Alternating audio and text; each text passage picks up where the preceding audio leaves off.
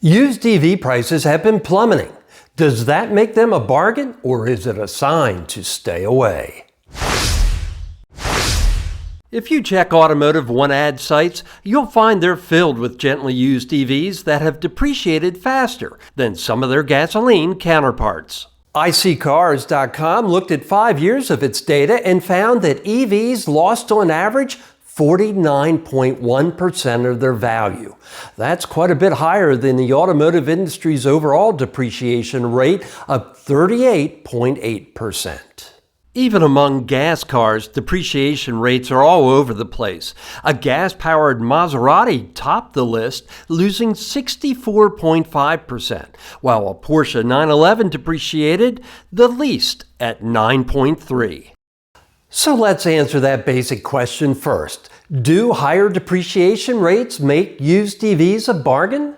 In some cases, yes. Next, let's lay out why, and then some gotchas to be aware of. For starters, all modern automotive EVs in the U.S. come with an 8-year, 100,000-mile battery warranty. And some owners have already put hundreds of thousands of miles on their EVs. Next, depending on your income and which EV you pick, it may qualify for a federal tax credit of $4,000.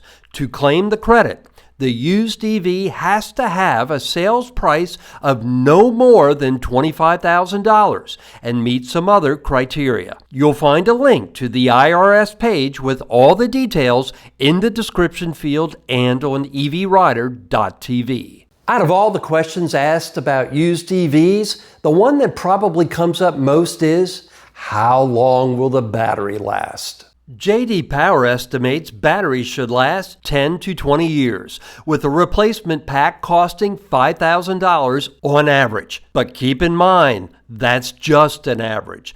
Just like engines, the sizes, types, and complexity of battery packs varies. J.D. Power reported it had seen battery replacement costs climb as high as $15,000 in some cases.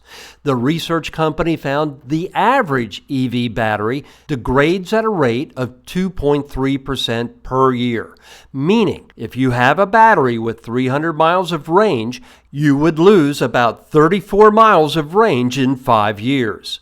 If you're new to EVs, also keep in mind that EVs have less range in the winter than during mild weather. I'm a fan of quite a few EVs, but in terms of specific recommendations, I'll keep it short. If you're looking for a bargain EV, the Chevy Bolt tops my list. Here's why. GM is doing a big recall to replace the batteries in many Bolts. Having a brand new battery in a used EV is certainly a big plus. Since most Bolts can easily be found for well under $25,000, odds are good you'll also be able to claim that $4,000 tax credit. Next, two EVs I'd personally stay away from. The Nissan Leaf. It uses a charging format called CHAdeMO, which is being rapidly phased out here in the U.S., meaning within a few years, you'll be hard-pressed to find a DC fast charger that works with it. The Mitsubishi i-MyEV. It had pitiful range from day one and also uses the dead CHAdeMO charging format. Finally, I'd stay away from high-mileage EVs with expired battery warranties, unless you're well off and you're buying it as a future classic, knowing it will likely face a big repair bill at some point. While a detailed battery analysis is beyond the scope of this video, an easy way to get a baseline is to look at the EV's state of charge and its estimated miles remaining. For example, if the EPA rates an EV at 100% of charge with 300 miles of range, and the EV you're considering shows 220 miles of range at 100%, that might be a reason to walk away, unless the owner has a good reason for the low range and can prove the pack is healthy.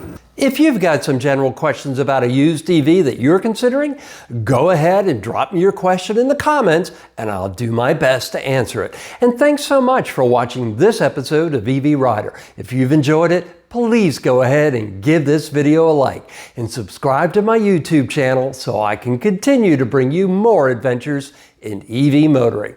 Thanks so much for watching.